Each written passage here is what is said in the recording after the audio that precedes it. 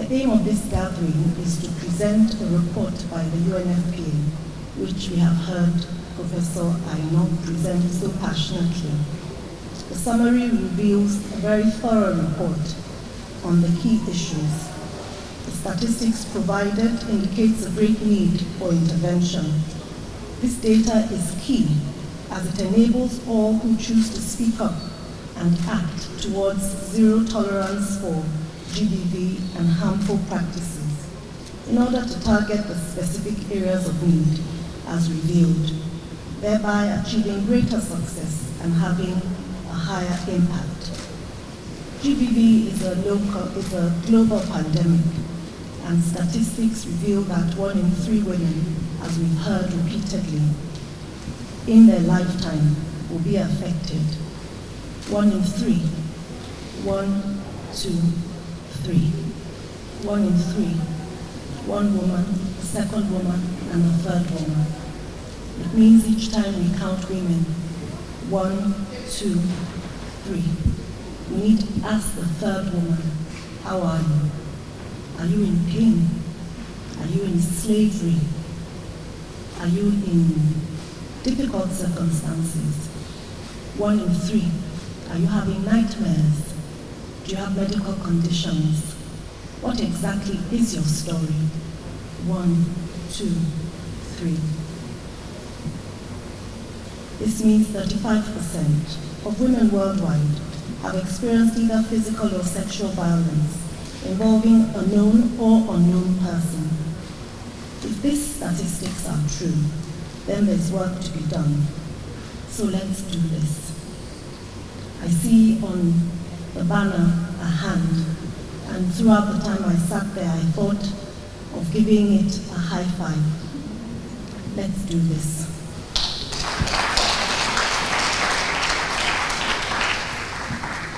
Let's do what? Let's save her before she becomes a victim. Speak to him so he is not counted among the perpetrators. Enlighten the result of bad choices. Sexual harassment at work, at school, or at home. Who will stand up for the girl that is chased around the office by her superior? Who will stand up for the girl whose grades depend on what she does with those that are in authority over her? Who will advocate for punishment for the crimes? I thank His Eminence the Sultan of Sokoto, as he has stood up to say he will do this. Not only help for the survivors, but punishment for the perpetrators in accordance with the law of the land. Let's do what? Let's do this. Let's save her before she's trafficked to far-off lands where she's stuck. Let's do this. FGM, the pain, the infection, the death. Who will save her before she gets cut, torn, before she gets infected, before she dies, before she takes her last breath? Let's do this.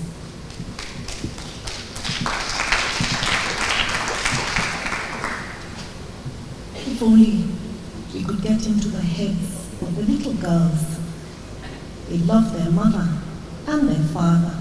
They love their brothers and their sisters. They love to play outside in the sand. They love to visit the neighbor and the friend. They love to go out with their mothers. They love to cuddle up at night, knowing their mother is there. Who will save her from being a child bride? She needs her mother still.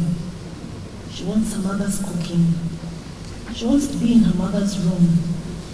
She wants to be just beside her, hearing her voice. Who will save her? Who will save her from being taken, from being snatched before she's ready? Who will save her from the pain, from the trauma? Let's do this.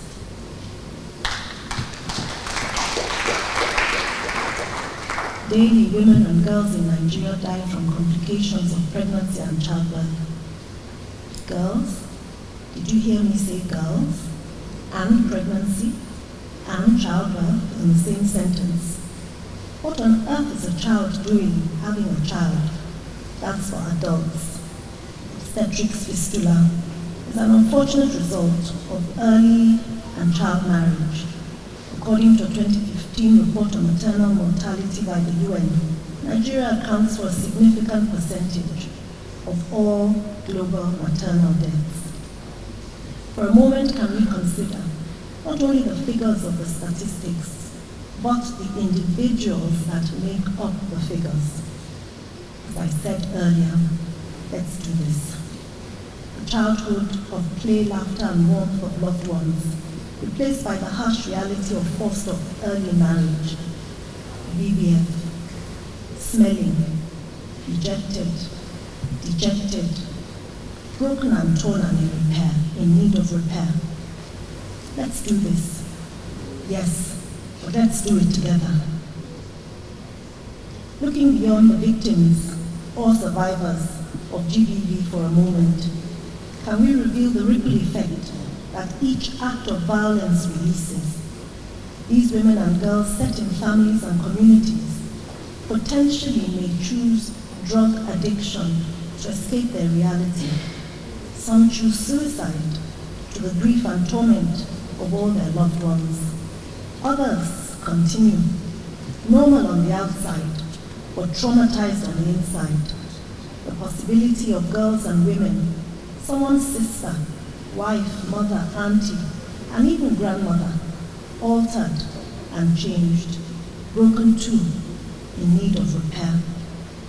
I'm assured all who gave up their time to attend this event are poised to intervene and to do something. So come on, let's do this, together and united. The importance of this very key report by the Unfpa cannot be overemphasized. This will help to guide our interventions, provoke effective programs, improve ongoing programs to curb and eventually wipe out Sgbv and other harmful practices. I must share a couple of stories because it's not just about statistics. Once, along with other concerned mothers, we visited a school in Abuja. Annually, we reached tens of thousands of children. And at this school, early in the morning, a young girl was sobbing uncontrollably. She had a uniform on and she was in school. And they brought her to me to speak with her. This was probably about 3 years ago. And I asked the little girl, why are you crying? Her uniform looked very clean and neat, and so I knew she must have caring parents. Why are you crying? I asked her. And she said there's a man. When she goes back home from school, he waylays her. He's standing by the roadside, waiting to harass her, and she sobbed some more. And so among the concerned mothers that went on this visit, I asked, who can come home? Who can go home with this girl? Where's your mother? I asked her. My mother's a farmer. She's not there when I get back from school. And so one of the concerned mothers agreed to go home with her. She took a bus ride, and then she walked till she got to the neighborhood. How can a little girl, early in the morning, be crying already about what is going to happen later in the day? Let's do this, together, united, because our people need it. Thankfully, the young man was apprehended, and the entire community gathered together to give him a stern warning, and I believe it hasn't happened again. I'll speak about one other little girl that I met. My organization runs 2 shelters. We have shelters for the trafficked women, abused, sexually abused, and for domestic violence. And I met this little girl probably 10 years ago now. And she was the most loving little girl in the shelter. Each time I turned up, she hugged me in a special way. We didn't know her age. She didn't know her birth date. She didn't know how old she was. She hugged me and she would hide her face as she hugged me and shut her eyes, like she wanted to stay there and be frozen in the warm embrace of someone that loved and cared for her. She was special because you couldn't find 1 inch of skin on her body that didn't have a mark. It seemed as though someone sat down and tattooed her skin. She had been brutalized, abused, beaten for years. Let's do this. Let's do it together. Let's do it united. Our communities are strong, and for this I'm grateful. We are a warm and loving people. We're generous, we're kind-hearted, we're very hospitable. It's rare to get into the house of a Nigerian and not be offered a meal.